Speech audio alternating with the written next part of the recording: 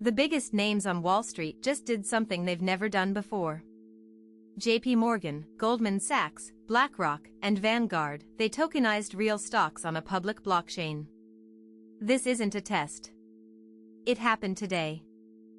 Until now, tokenized real-world assets were mostly the playground of crypto-native firms like Ondo and Securitize. But today, the Depository Trust and Clearing Corporation, DTCC, flipped the switch for the biggest banks on the planet. JPMorgan kicked things off by tokenizing a portion of its Invesco Q2 trust holdings. That's the $200 billion ETF tracking the Nasdaq 100. The shares were held at DTCC, and JPMorgan retains the ability to convert them back to traditional shares at any time. But JPMorgan wasn't alone. Goldman Sachs, BlackRock, Vanguard, and even the New York Stock Exchange participated in the first wave. Also in the mix, Circle, the issuer of USDC, and Kraken's parent company Payward. This working group isn't a one-off. The full membership includes BlackRock, Circle, Morgan Stanley, Nasdaq, Kraken parent Payward, and Robinhood Markets. That's right, Robinhood has a seat at the table with the old guard. This move by DTCC puts direct pressure on crypto-native tokenization platforms like Ondo and Securitize. Those firms built high-profile partnerships with BlackRock and others by moving faster than legacy infrastructure. Now the incumbents are catching up. Meanwhile, Robinhood Chain, the L2 built to put equities on-chain, has seen its real-world assets jump fivefold since mid-July. A dozen tokenized stocks on the chain are each clearing over $500,000 in daily volume. That's a 400% increase in just a couple of weeks. Robinhood Chain's total RWA value has tripled since mid-July, and the ecosystem is attracting both retail and institutional players. Why does this matter?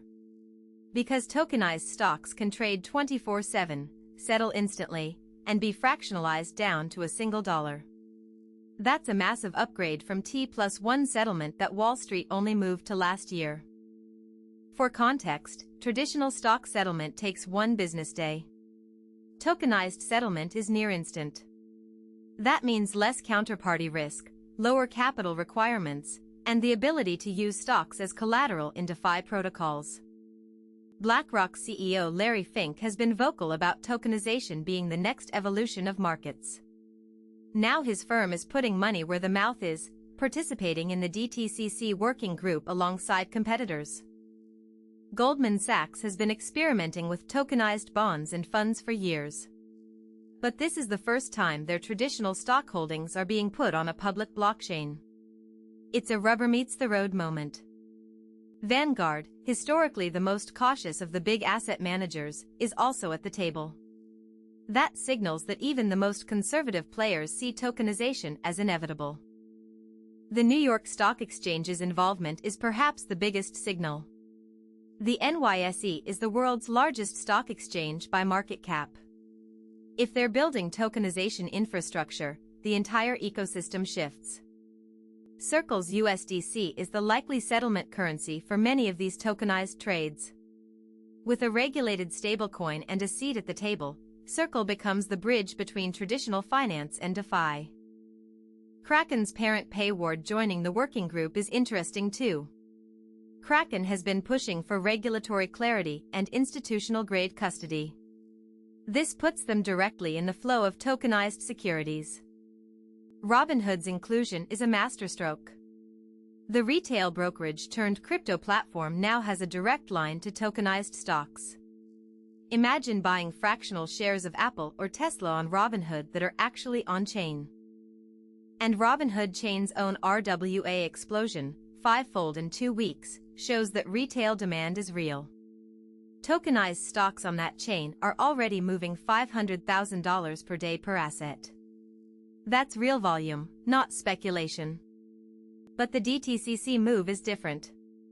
It's the official infrastructure of Wall Street embracing tokenization. DTCC clears and settles the vast majority of U.S. securities trades. Their involvement is a stamp of legitimacy. What does this mean for crypto-native tokenization platforms?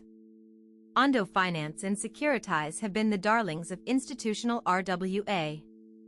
Now they face competition from the very incumbents they partnered with. Ondo Finance, for example, has a deal with BlackRock to tokenize portions of their money market funds. That's still valuable, but now BlackRock can also tokenize stocks through DTCC. The landscape just got more crowded.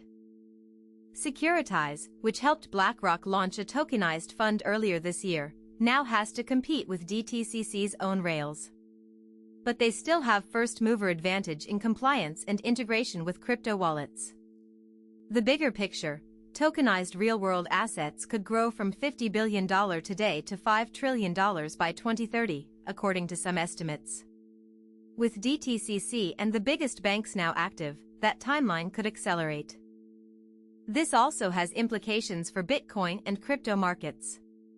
If stocks can be tokenized and traded on the same rails as crypto, the line between traditional finance and digital assets blurs further.